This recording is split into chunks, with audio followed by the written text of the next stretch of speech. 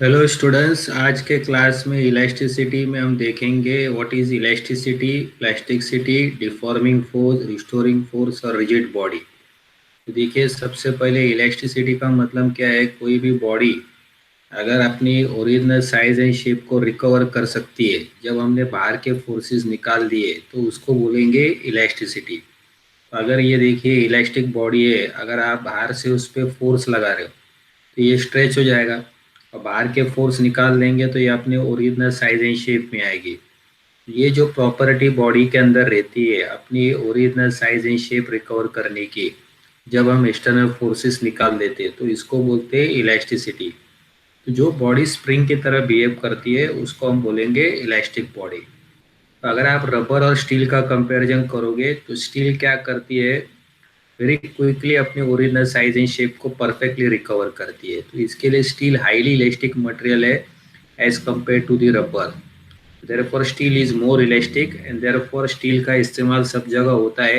Elevator के wire में होता है, क्रेन के वायर में होता है, ये सब जगह स्टील का वायर का यूज होता है। अब प्लास्टिसिटी क्या है कि अगर आप किसी बॉडी को आप डिफॉर्म कर रहे हो यानी कंप्रेस कर रहे हो या स्ट्रेच कर रहे हो और वो बॉडी वैसे ही रह रही है, वो दोबारा अपने ओरिजिनल साइज एंड शेप में नहीं आ रही है, तो बॉडी जो अपनी ओरिजिनल साइज एंड शेप को रिकवर नहीं करती है as soon as the external forces are removed, इसको हम बोलेंगे प्लास्टिसिटी।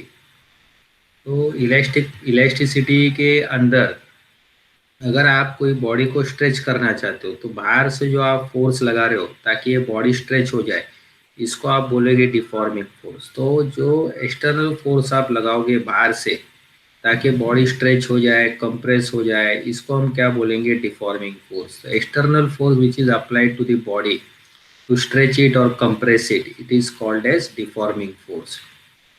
और दूसरा एक फोर्स जो रहता है जिसको हम कहते हैं रिस्टोरिंग फोर्स, तो वो इंटरनल फोर्स रहता है। देखो, अगर आप एक स्प्रिंग लेते हो, आप स्प्रिंग को थोड़ा खींच रहे हो तो स्प्रिंग भी अंदर से आपको खींचता है।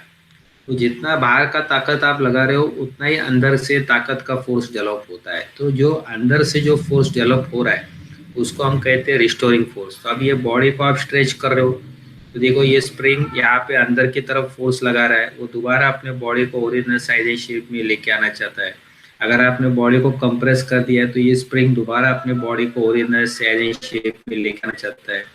तो ये जो इंटरनल फोर्स बॉडी के अंदर प्रोड्यूस होता है जो बॉडी के ओरिजिनल साइज एंड शेप को रिकवर करता है, इसको हम कहेंगे रिस्टोरिंग फोर्स।